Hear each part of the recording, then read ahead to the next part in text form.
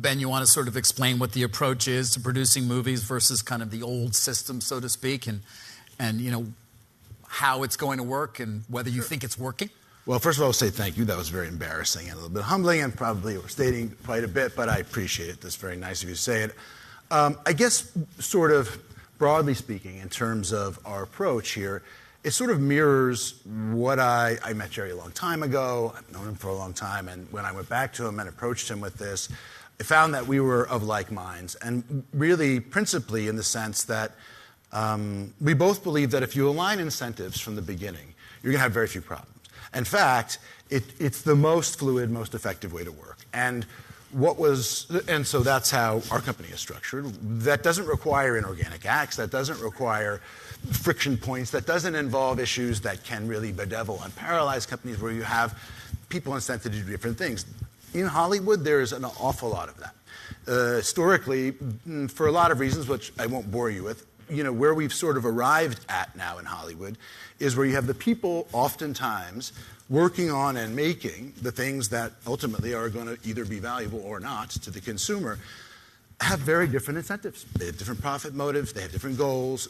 Oftentimes, they're in complete contrast to the investor. And there's a tension dynamic that's set up where one person's pulling for one thing and the other is pushing on them. And then, you know, because the sort of lesson has been that there is no real profit participation, and even in share price, I can't tell you how many times people go, my stock price is worthless, my options are garbage, because, you know, Hollywood has been treated as, because they are basically value stocks, right? People don't act like owners, frankly, at all. There's a very short-term mentality, there's a kind of a cash grab mentality, which is exacerbated by the sense that, hey, this is fleeting and the phone could stop ringing. So I'm going to get what I need to get now, and any promises of participation down the road or future benefits are hollow and will come true. There's many cases that's in fact proved to be the case.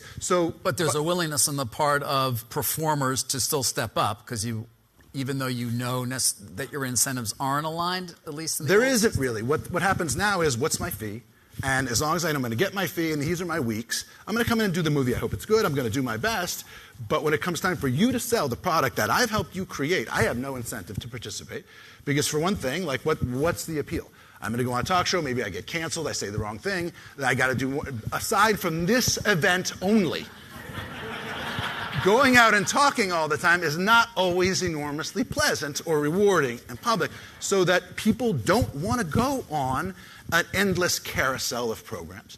They don't, especially given that it makes no fundamental difference to them. Now, that's a real problem.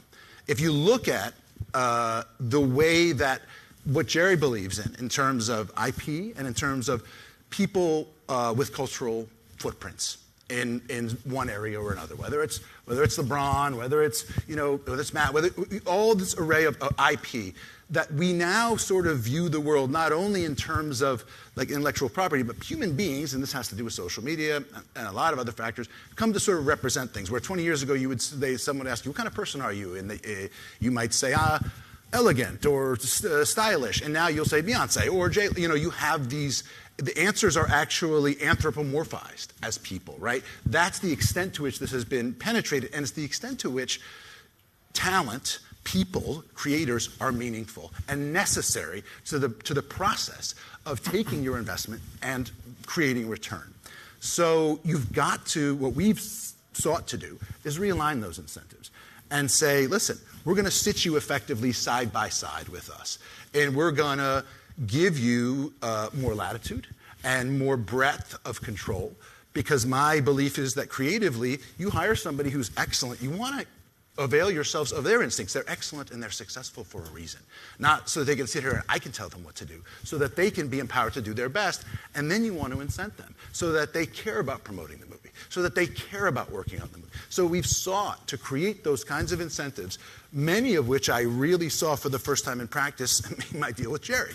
And as you have to be a lot more transparent, Ben. Sorry, do you have to share a lot more than is typically the case, for example? I think if you have stuff to hide, you have a problem.